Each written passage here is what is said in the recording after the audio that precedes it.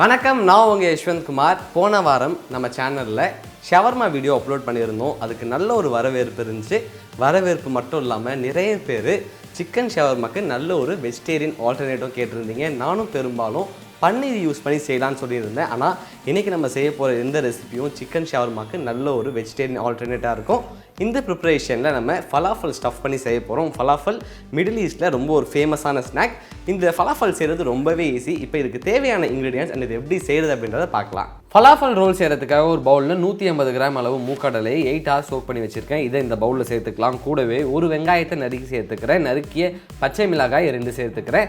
4 to 5 பல்லு பூண்டு சேர்த்துக்கிறேன். 100 கிராம் அளவு கொத்தமல்லி சேர்த்துக்கலாம். இந்த ப்ரிப்பரேஷனில் பொதுவாக பாஸ்லி சேர்ப்பாங்க. ஆனால் பாஸ்லி ஈஸியாக கிடைக்காத காரணத்தினால நான் 100 கிராம் அளவு கொத்தமல்லி சேர்த்துருக்கேன். கூடவே அரை டீஸ்பூன் அளவு கரம் மசாலா சேர்த்துக்கலாம். தேவையான அளவு உப்பு சேர்த்து இது ரொம்ப குறன்னு இல்லாமல் ரொம்ப ஃபைனாகவும் இல்லாமல் ரெண்டுத்துக்கும் இடையில் உள்ள பதத்துக்கு இதை அரைச்சி எடுத்துக்கோங்க. இது நல்லா அரைச்சி எடுத்ததன் பிறகு இதை நம்ம ஃபலாஃபல் ஷேப்புக்கு பிடிக்க ஆரம்பிச்சிக்கலாம். கையில் உருண்டை ஒட்டாமல் இருக்கிறதுக்காக கொஞ்சம் ஆயில் அப்ளை பண்ணிக்கோங்க. ஆயில் அப்ளை பண்ணதன் பிறகு இதை ஃபஸ்ட்டு இந்த மாதிரி உருண்டை பிடிச்சிக்கோங்க. உருண்டை பிடிச்சதன் பிறகு நம்ம உள்ளங்கையில் வச்சு இதை லைட்டாக ப்ரெஸ் பண்ணிங்கன்னா இந்த ஷேப்புக்கு வந்துடும். இதே மாதிரி மீதம் உள்ளதையும் நம்ம பிடிச்சு எடுத்து வச்சுக்கலாம். ஃபலாஃபல் ரோலுக்கு தேவையான சாஸ் செய்ய போகிறோம். அதுக்காக ஒரு பேனில் 150 கிராம் அளவு வெள்ளை எள்ளு சேர்த்துக்கிறேன். மிதமான சூட்டில் லைட் கோல்டன் ப்ரௌன் கலர் வர வரைக்கும் இதை ரோஸ்ட் பண்ணிக்கோங்க. ரோஸ்ட் பண்ணதன் பிறகு வேற ஒரு பவுலில் இதை மாற்றிக்கலாம்.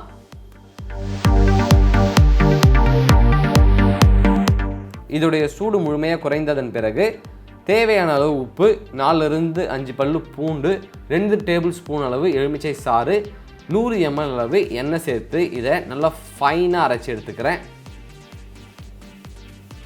இதை நல்லா ஃபைனாக அரைச்சி எடுத்துட்டேன். இது எந்த பதத்தில் இருக்க காமிக்கிற பாருங்கள். இந்த அளவுக்கு நல்லா ஃபைனாக இதை அரைச்சிக்கோங்க. அரைச்சதன் பிறகு 2 டேபிள் ஸ்பூன் அளவு இந்த பேஸ்ட் எடுத்து நம்ம 50 கிராம் அளவு மைனஸில் சேர்த்துக்கலாம்.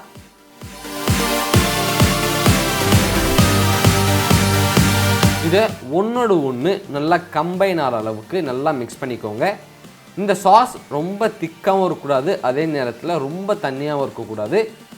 இந்த பதத்தில் இது இருந்துச்சுன்னா கரெக்டாக இருக்கும். ஒரு கால் இதை விட திக்காக இருந்துச்சுன்னா இதில் கொஞ்சமாக பால் சேர்த்து இதை நல்லா மிக்ஸ் பண்ணிக்கோங்க. இப்போ இந்த சாஸ் எடுத்து சைடில் வச்சுருவோம்.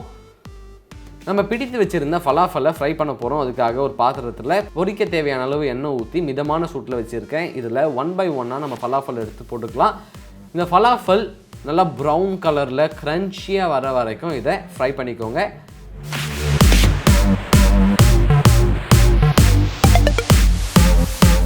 ஃப்ரை பண்ணதன் பிறகு எண்ணெய் இல்லாமல் எடுத்து வேற ஒரு பவுலில் மாற்றிக்கலாம்.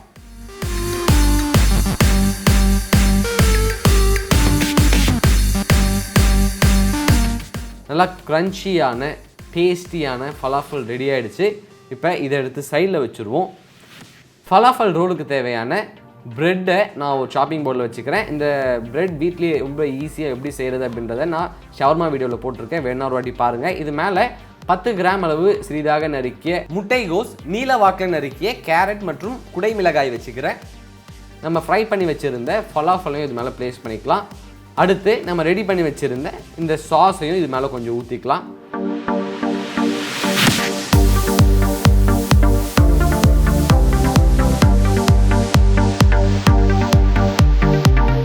ஊற்றினதன் பிறகு இதை நம்ம ரோல் பண்ணிப்போம். ஃபஸ்ட்டு கீழே இதை மடிச்சுக்கோங்க. மடித்ததன் பிறகு லெஃப்ட் அண்ட் ரைட்டில் இதை ஃபோல்ட் பண்ணிக்கலாம். இதை ஒரு பட்டர் ஷீட் யூஸ் பண்ணி ரேப்பும் பண்ணிக்கோங்க. அவ்வளோதான், ரொம்ப ஈஸியான டேஸ்டியான ஃபலாஃபல் ரோல் ரெடி.